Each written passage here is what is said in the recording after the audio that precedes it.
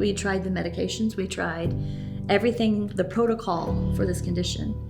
And that's when they're like, this is all that we know to do. And it was basically go home and live with this condition or start looking into amputation. In August 2018, we were leaving church, just a normal Sunday, and my daughter got in the car, and my son went to shut the door right behind her, the car door, and caught her foot. But we took her to the doctor and they did x-rays, and the x-rays came back normal. But things just didn't get better, kept progressively getting worse. I couldn't walk or run or ride bikes or do any of the things I used to.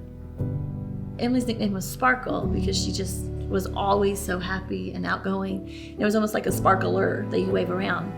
And it's almost like as the disease progressed, the sparkler got less and less until it just went out. It made me really depressed and scared. And sometimes I just curled up in a ball and cried just because I needed to.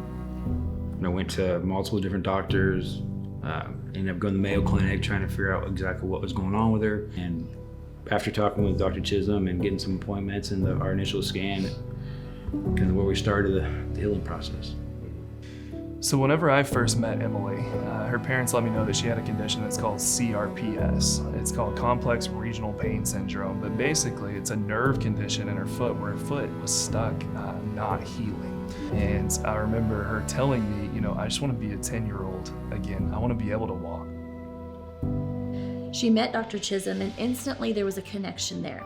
And the first time he corrected me, I was so happy. At that point, I felt a little hopeful because none of the other places I went to helped, nothing like that.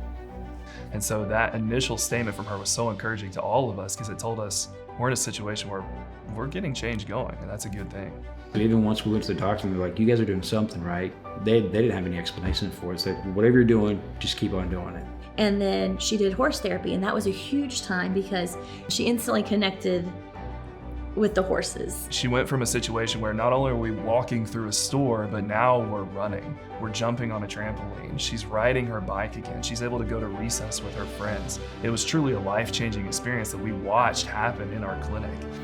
It was really exciting whenever I first got my life back because I could just be normal. We don't take anything for granted anymore. Every step that she can take is something that we appreciate. It was the cure and the answer of what I've been waiting for 2 years. If Emily's story was the only person that I was able to help with what we do, it'd be worth every minute of everything I've ever done. To see a 10-year-old girl go from not being able to walk, not being able to live, to a point where she's getting her life back. I mean, it changes you. Upper cervical care was the key to her healing. It was what her body needed. Just watching your child be a child is pretty priceless. What I went through, I just know that whatever life throws at me, I can do it. You're beautiful inside and out. The inside radiates out now. You sparkle.